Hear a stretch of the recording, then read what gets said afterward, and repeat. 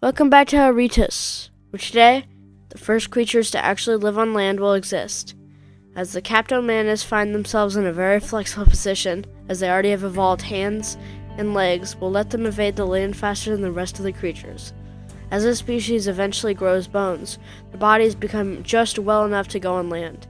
As they get on land, they slowly evolve to be good on the surface, and here evolves the Facium ferox, or knife face, growing their face limbs for pushing food into their mouth into these sharp, knife-like protrusions used for ripping the meat of the lignum possessors that, despite looking like bone, are actually quite easy to break and made of skin and cartilage and regrow quite commonly. They gain more knuckle-like fingers for pushing themselves around and hitting the small coast trees to knock down prey.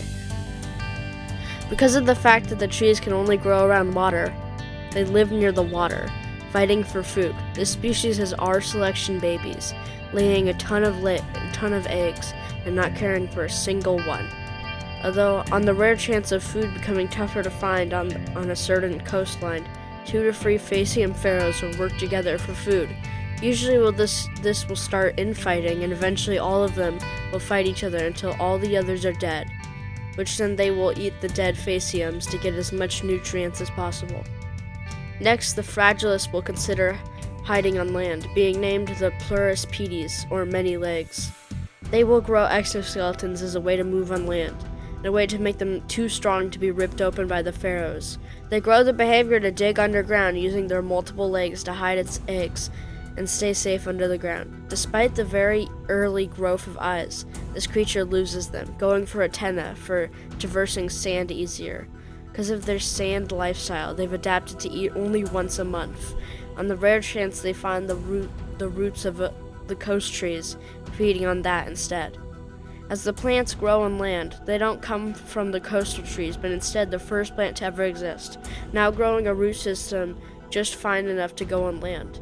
The Magnus flows, or big flower, is a new type of flora that, instead of a few big leaves, has many small leaves, and then a protected seed that will get covered by the flower around it in case temperature changes that are too cold or hot. For these plants, the Pleuropedes will take advantage of this. A new sub-branch starts, the Pilospedis. They grow to be longer, and instead feeding on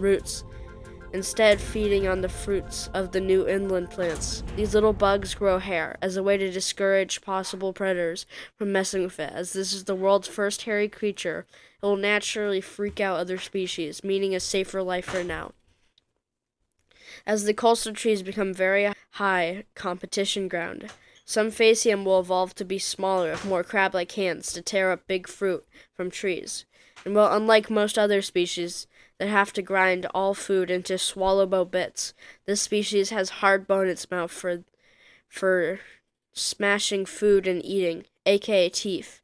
This species is called ocula longae, or long eyes, gaining longer and thinner eyes to fit into fruit to see if it has been infested by piloses, which they cannot digest. And you may have noticed that even aliens can evolve into crabs.